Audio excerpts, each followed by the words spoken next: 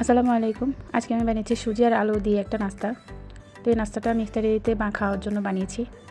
তো এই নাস্তাটা খুব সহজভাবে খুব অল্প ঘরোয়া উপকরণ দিয়েই বানানো যায়। আর এটা খেতেও অনেক মজা হয়েছিল, অনেক ক্রিস্পি হয়েছিল। তো আমি একটা ভেঙে দেখাচ্ছি। আর খেতেও অনেক মজা। তো ভাবলাম আপনাদের সাথে শেয়ার করি। তো আমি এখানে একটা কড়াইয়ে তেল দিয়ে নিচ্ছি অল্প পরিমাণ। তো নিয়ে নিচ্ছি 1 কাপের মতো সুজি। তো সুজিটা একটু হালকাভাবে ভেজে নেব।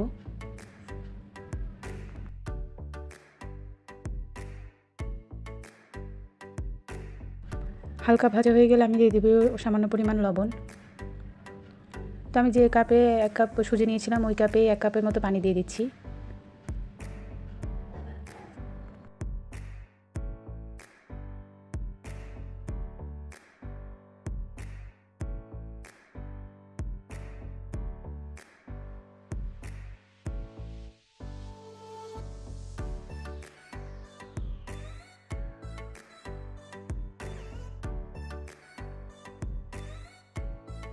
তো শক্ত একটা ডোর মতো বানিয়ে নেব আমি।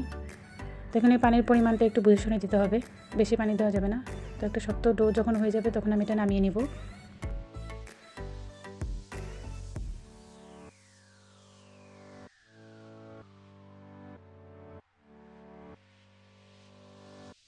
তো আমি এটা একটা প্লেটে ছড়িয়ে দিচ্ছি একটু ঠান্ডা হওয়ার জন্য।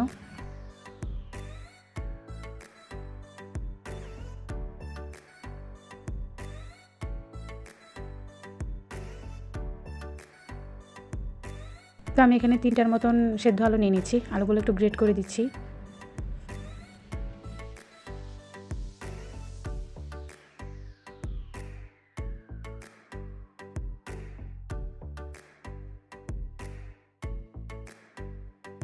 তো আলু গ্রেট করা হয়ে গেছে।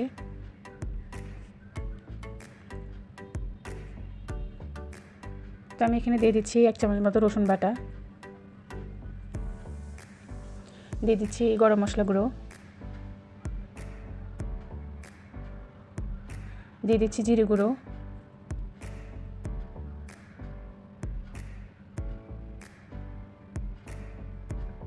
দিয়ে দিচ্ছি চিলি ফ্লেক্স,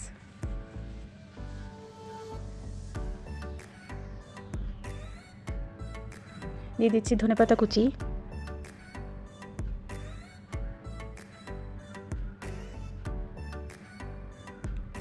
দিয়ে দিচ্ছি স্বাদ মতো লবণ।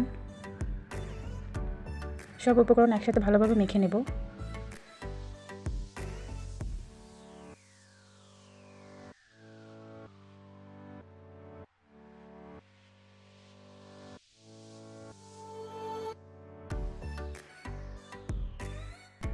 তো মাখা হয়ে গেছে।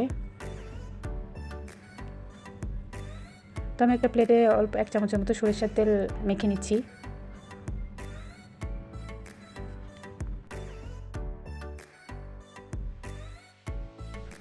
তো প্লেটের উপর সুজির ডোটা আমি চারপাশ থেকে ছড়িয়ে নেব।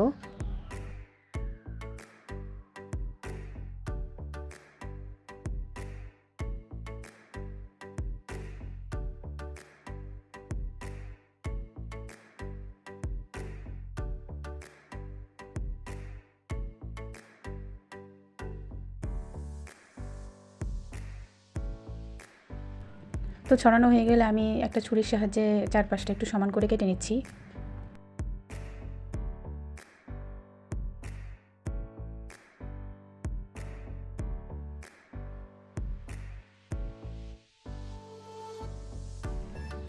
তো চারপাশেরগুলো সরিয়ে নিচ্ছি, এগুলো দিয়ে আমি আবার সাইজ করে কেটে নেব। তো আমি এখন বরফি সাইজ করে কেটে নেব, যে যার মতো সাইজ করে কেটে নিতে পারে। আমি আমার মতো করে সুন্দর করে সাইজ করে কেটে নিয়েছি।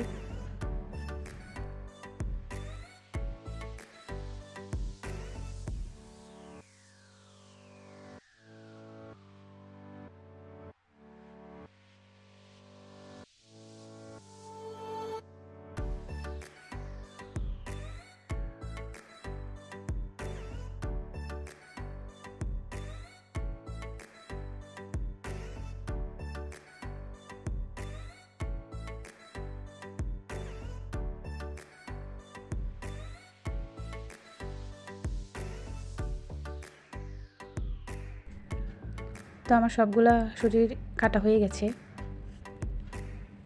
তো আমি একটা কড়াইয়ে তেল দিয়ে দিচ্ছি।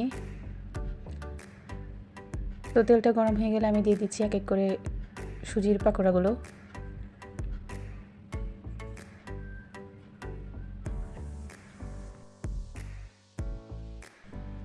তো আমি এটা আস্তে আস্তে অল্প অল্প আছে আমি এটা ভালো করে লাল লাল করে ভেজে নেব।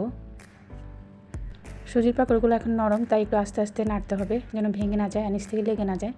তো এক পাশ হয়ে গেছে, আমি উল্টে দেব। তো এইভাবে লাল লাল করে সবগুলো পাকোড়া ভেজে নেব।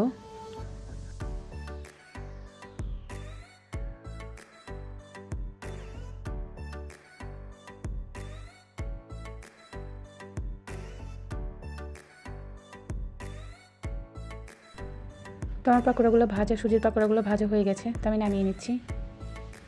তো এই সুজির পাকোড়াগুলো খেতে অনেক মজা। তো আমি এক এক করে সবগুলোই ভেজে নিয়েছি। তো আপনারাও বাসায় ট্রাই করবেন, খুব সহজ সিম্পল ঘরোয়া উপকরণ দিয়ে এগুলো বানানো যায়। তো সবাই ভালো থাকবেন, সুস্থ থাকবেন। আল্লাহ হাফেজ, আসসালামু আলাইকুম।